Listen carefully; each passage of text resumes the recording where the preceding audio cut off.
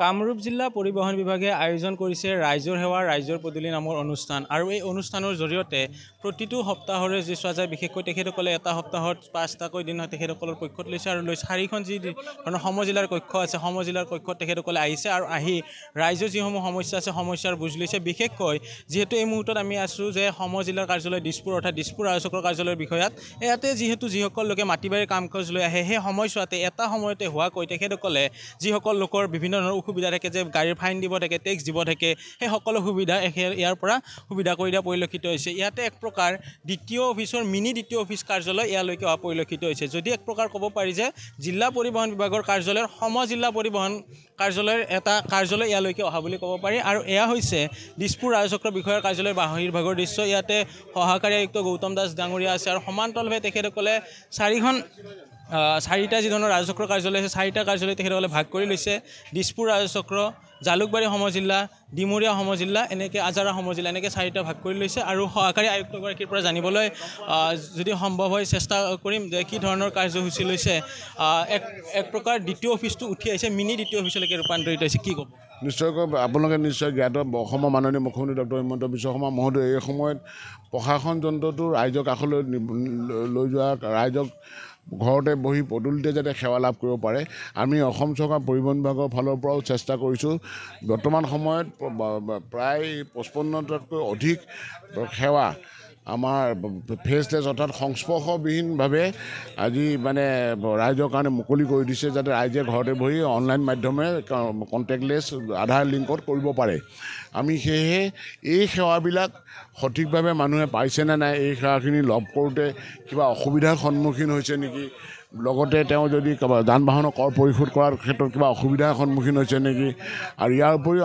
আমাৰ কথাটো হৈছে মানুহক নথিপত্ৰ সম্পৰ্কত অধিক সজাগ কৰিবৰ কাৰণে আমি আজি কামৰূপ মহানগৰৰ কামৰ পৰিসৰৰ কাৰণে ইতিমধ্যে 4খনকৈ সমজিলা গঠিত হৈছে জালুকবাৰী ডিমৰীয়া দিছপুৰ নিউ গুৱাহাটী গতিকে আমি এই সমজিলাসমূহত পৰিবহণ বিভাগৰ ফালৰ পৰা বিশেষ আমি কামৰূপ মহানগৰ জিলা পৰিবহণ বিভাগৰ ফালৰ পৰা এটা ইনিচিয়েটিভ লৈছোঁ যে ৰাইজে ইয়াত যিখিনি মানুহ বিভিন্ন কামত এই সমজিলাবিলাকসমূহত আহিব ধৰিছে গাঁও অঞ্চলৰ মানুহ এতিয়া নিজে আহি ইয়াত কাম কৰিব লৈছে সেই মানুহখন আজিকালি প্ৰায় মানুহৰ 2চকীয়া 4চকীয়া বিভিন্ন বাহন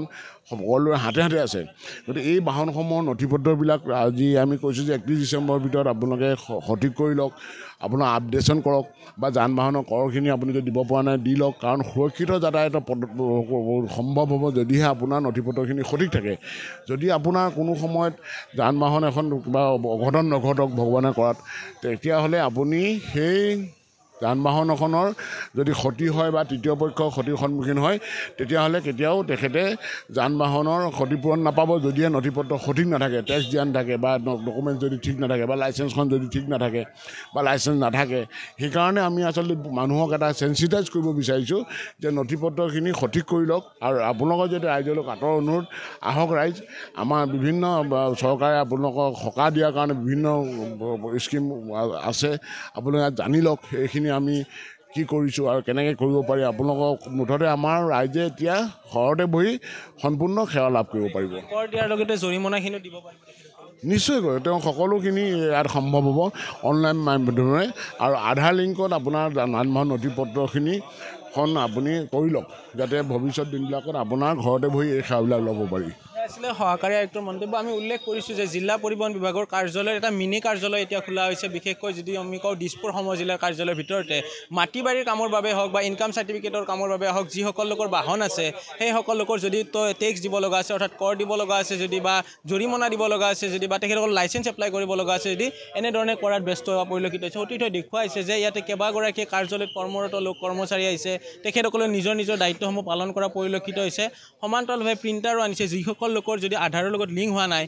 তেখেতসকলক লিংক কৰি দিয়াৰ ব্যৱস্থা হৈছে এক প্ৰকাৰ যে ৰাইজৰ পদূলিত ৰাইজৰ চৰকাৰ যি ধৰণৰ শ্লোগান দিছে তেখেতসকলে যে ৰাইজৰ সেৱাৰ বাবে ব্ৰতী হোৱা পৰিলক্ষিত হৈছে কামৰূপ জিলা পৰিবহণ বিভাগৰ কাৰ্যালয় যদিও এটা মুখ্য কাৰ্যালয় এতিয়া 4খন সমজিলাত 4টা কাৰ্যালয় স্থাপন কৰি এনেদৰে ৰাইজক সেৱা দিয়া পৰিলক্ষিত হৈছে আপুনি বিচৰা বাতৰি পাব কেৱল নিউজ 18 এপত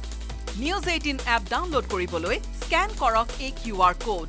Google Play Store to pabo a News 18 app.